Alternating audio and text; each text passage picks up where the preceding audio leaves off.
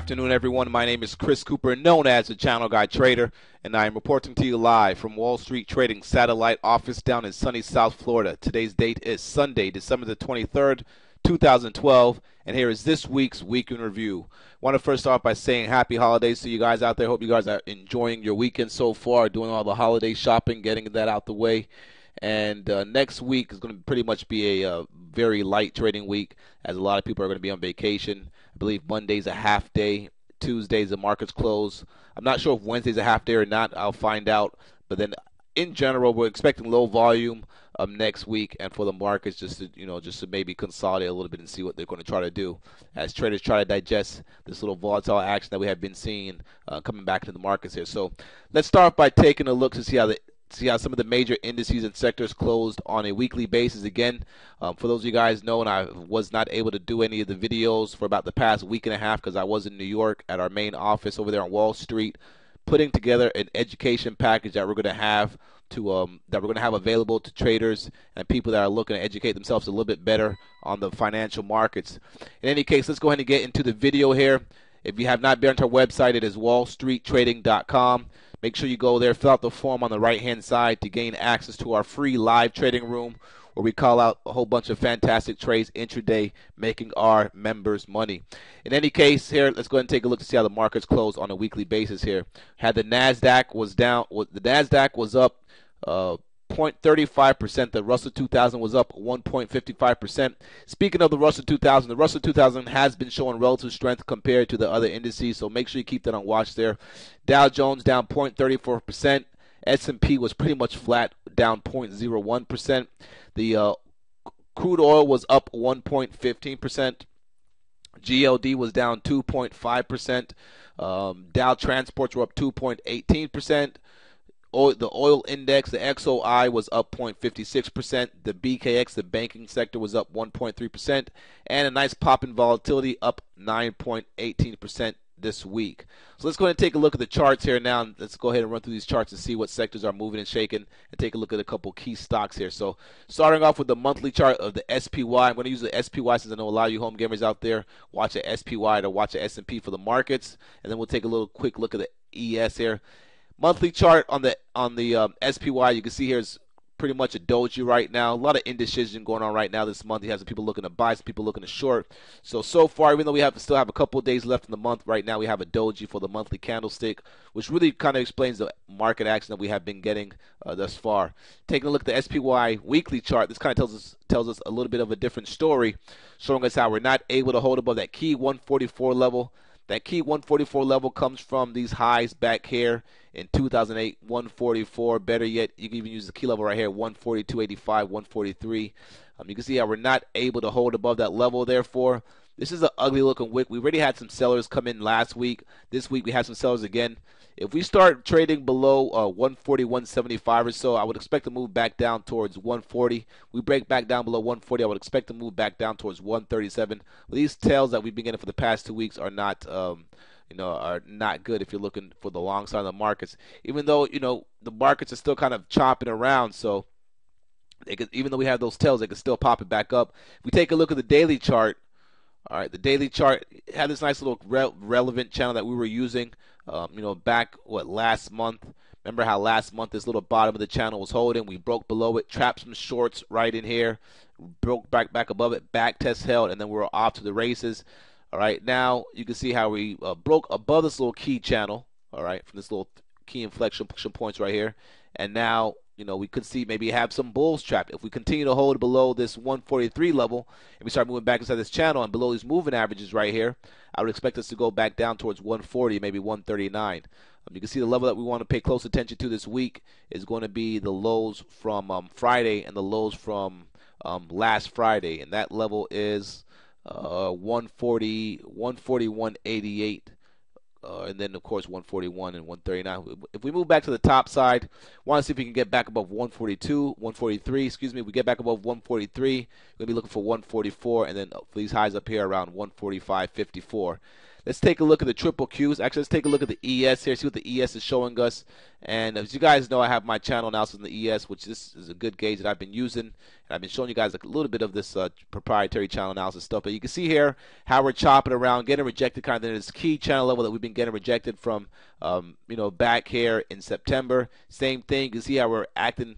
This trend line around the 1440 area on the ES is acting as resistance, which kind of coincides with all these key levels that we've been trying to break right past there. And when we take a look at the euro, I'm going to show you a little bit how this channel analysis stuff works and how we were able to call the euro breakout that we've been having for the past couple weeks, past month or so. In any case, the ES, that's how the ES is looking. Take a quick look at the weekly chart on the ES. You can see here we broke below that key channel that we had from the lows, and the ES is trying to break back inside that channel. Again, we need to get back above this key 1440 level on the ES. And take a look at the monthly ES, still looking pretty decent. Obviously, the ES chart is going to look a little bit different from the SPY, which is the ETF of the S&P 500. So let's take a look at the triple Qs. Let me put my moving averages and everything back on the chart here, and just fix this up a little bit. All right, and pretty much for the triple Qs, we've just really been moving sideways. If you look at my little indicator right here that I have at the bottom of the screen, that pretty much just plots the closing prices. And if it closes green, it plots it green, meaning it had a nice little up day, and it kind of gives you gives you a better view of the trend here. So therefore, you can pretty much see that we've been trading sideways for the past 1, 2, 3, or 4 weeks here.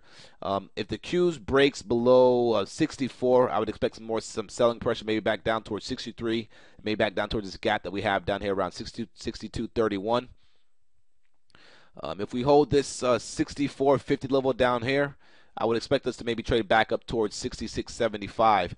With the selling pressure that we had with the selling pressure that we received late Thursday evening, going into Friday morning, from the fact that the congressmen were taking a recess, taking a break, and that expectations that we may not have a deal before the end of the year.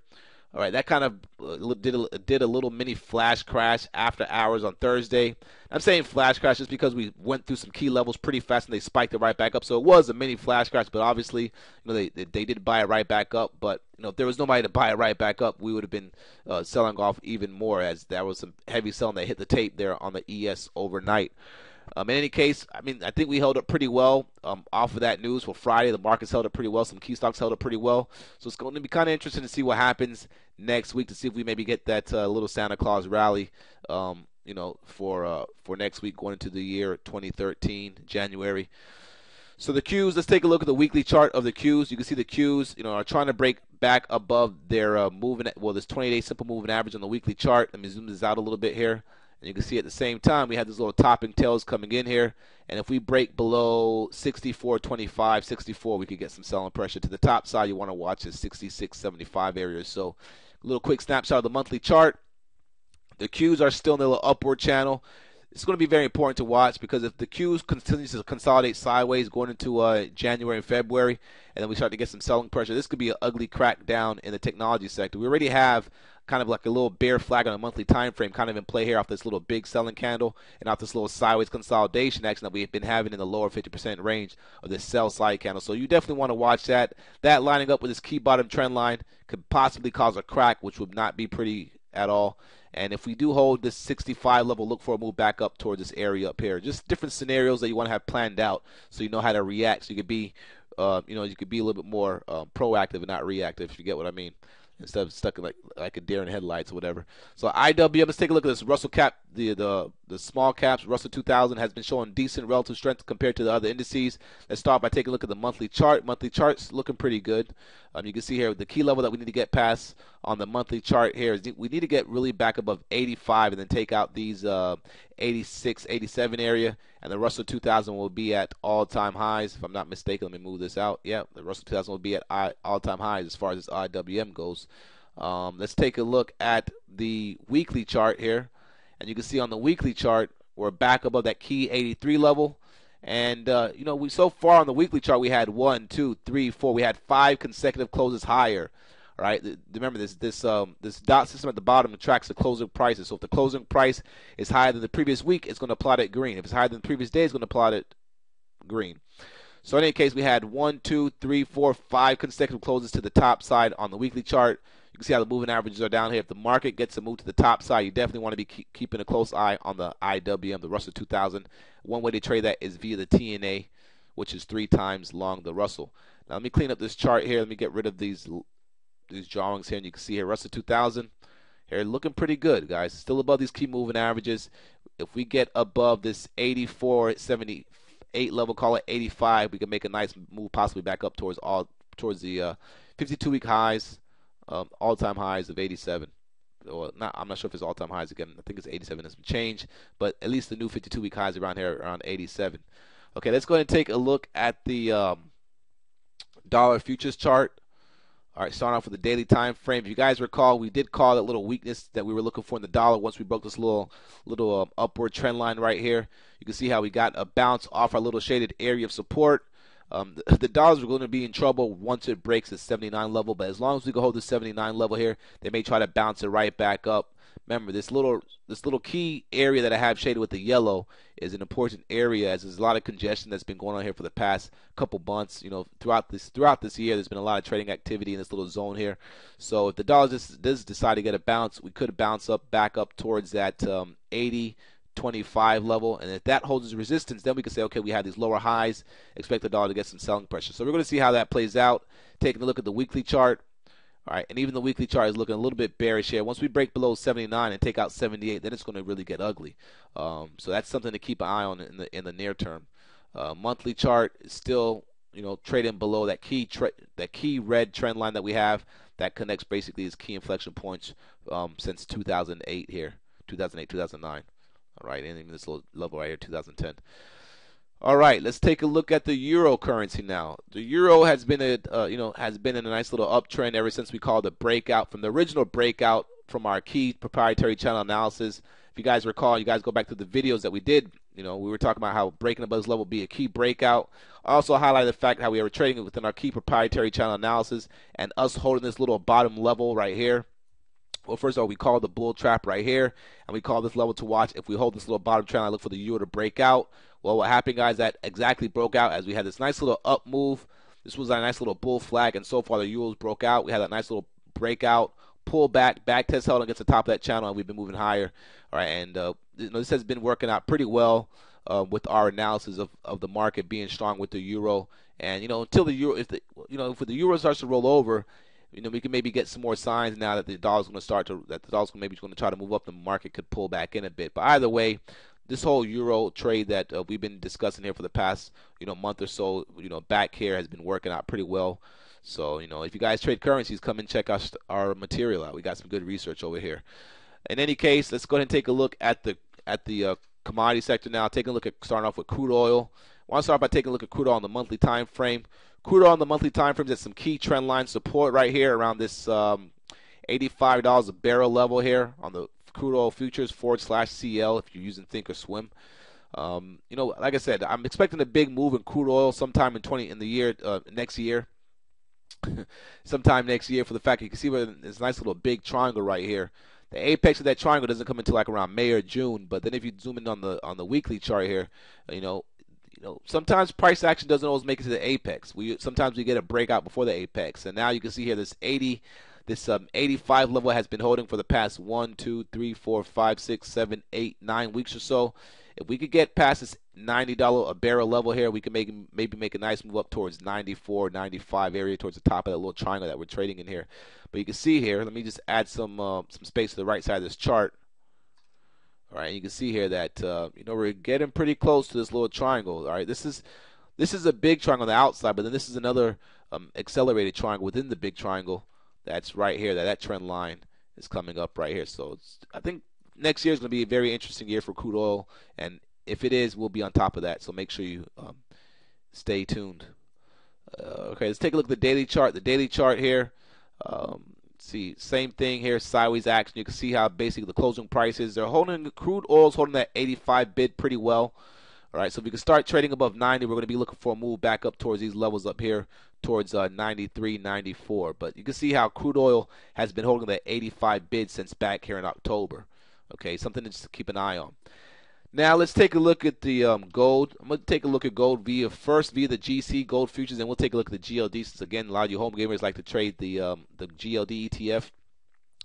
Taking a look at the gold futures chart, the daily chart first. Actually, let's go ahead and take a look at the monthly first. The monthly, you can see, is in a sideways action here, chopping around. You can even see from the closing dot system, you can see how it's basically just trading sideways, no trend action at the moment. All right, take a look at the weekly chart now, and on the weekly chart, you can see we're back at this key level that we had from the breakout of this little big, nice little range that we had right here. So this, in fact, could be a nice little backtest area. I'm going to be keeping a close eye on gold next week. I remember Friday we called Newmont Mining out for a trade that worked out pretty well. All right, and we're going to start looking back at these miners to see if they start to catch a bid going into the next week and the next couple of weeks here, the short term, expecting to possibly get a bounce here. As gold is coming all the way from a high of 1,800 all the way back down to a low that it hit this week of 1,636 into this little key area of that should be support since it was prior resistance. It should act as support back down here, and you can see that they did buy it. Now let's take a look at the daily chart. On the daily chart, you can see that we're at this key moving average. Sorry, not the key moving average. We're at this key trend line from these lows that we made back here in May, back here in June, back here in July. You can see how they bought that key level right there, 1640. So you may, well, not only that, excuse me if I'm talking fast, but not only that, but it also coincides with this prior breakout from the horizontal support. So we have trend line support, we have horizontal support. Remember, prior resistance should have now acted support. So if we hold the lows from Thursday and Friday around this 1636 level, expect for gold to maybe get a short-term bounce, possibly back up towards the 1680, possibly back up towards 1700. Want to be paying close attention to gold as there should be some cash flow trades available in that sector. Let's take a look at the GLD now. Since the GLD, same scenario. Obviously, you're going to have that little same trend line support like the futures, and also you have that little prior resistance, which is not actually support around the 158 level. If the GLD could break above Friday's highs over this 160.79 level, call it 161, we could maybe get a trade back up towards 163. But we still have a lot of resistance above here, as we have these declining moving averages starting to give the little waterfall roll over there. And then we still have this key trend line right here as well that you could draw in. All right, so we need to get back kind of in this little channel right here. Weekly chart, real quick snapshot of the weekly chart. Weekly chart is going to be coming into this little back test of this key trend line that we had right here. All right, you can see that we kind of came in that air level right there, but we didn't really officially back test that key trend line, which is around the 156.50 level. And just like the gold futures chart, man, we have this nice little wide, this nice little range right here, breakout. So this should act as resistance somewhere in this area. So definitely looking at the gold sector going into next week. All right, let's take a look at the GDX gold miners. Gold miners have been pretty interested. If you guys have been following along with our analysis, we did call the breakdown in the gold miners back here as we were trading in our little channel range. We highlighted the fact that if we broke below those key support channel, we could get some selling.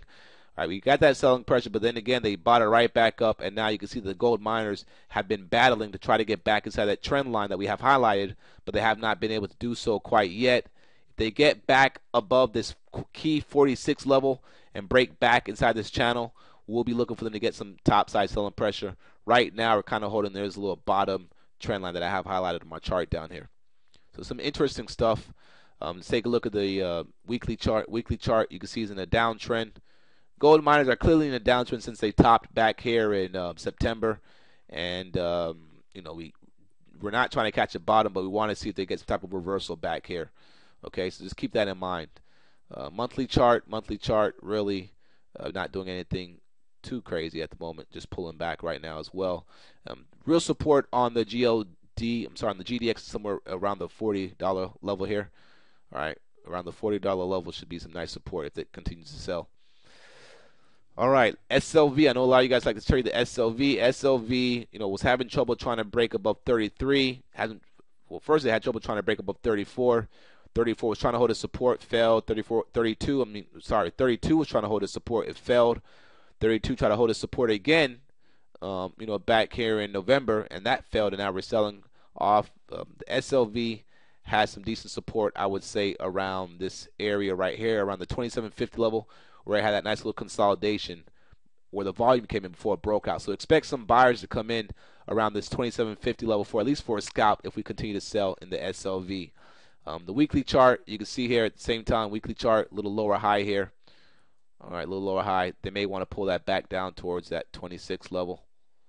So keep an eye on that. I'm not really a big fan of trading silver, but when the precious metals do, rally, I do take a look at the SLV along with the GLD. All right, last but not least, let's take a look at the VIX. Obviously, the VIX had a nice little gap up on Friday morning from the news that came out overnight. They sold that right off. Again, that just has to go with the fact that every time volatility spikes up, they've been selling it right back off. There's not been a time where volatility has caught a bid and held up, any time this year. I mean, just look at it. Every time volatility catches a bid, they sell it right off. Catches a bid, they sell it right off. Catches a bid, they sell it right off. It broke out right here when we call this little when we call that breakout back there in October. They sold it right off. Sold it right off. So it just seems like the market has no fear. But once we start to see this volatility index really catch a bid and hang above this $20 level there, that's going to be a sign that fear is back in the market, especially if we hold above the level. So right now, the VIX may try to pull in and fade off a little bit as it's it's pretty known to do that for the past couple of months or so. All right, I know I'm zooming to this analysis pretty fast here as I'm just getting back into the groove of the video, so I got to get back to pacing myself. In any case, I hope you guys enjoyed the video. Please come and check us out tonight in our chat room at 9:30. We'll be doing a live chart session where we go over stocks to watch for the next week's trading. And that's about it, guys. Hope you guys enjoyed the video. Make sure you subscribe to the YouTube channels. We'll be rolling back the videos back out again now as I'm back in Florida. So we're going to be back at it, hitting you guys with the good, hardcore, accurate analysis and teaching you guys at the same time. If you guys need to contact me, you can contact me at ccooper@wallstreettrading.com. If you're interested in trading with our firm, contact me via my email. If you're a group manager that you manage a group of traders and you're looking for better commission rates, contact me as well, as we have the lowest rates on the street. If you don't believe me, give me a shout and I could go through that with you. In any case, have a great day, enjoy the holidays, and be safe. Cheers.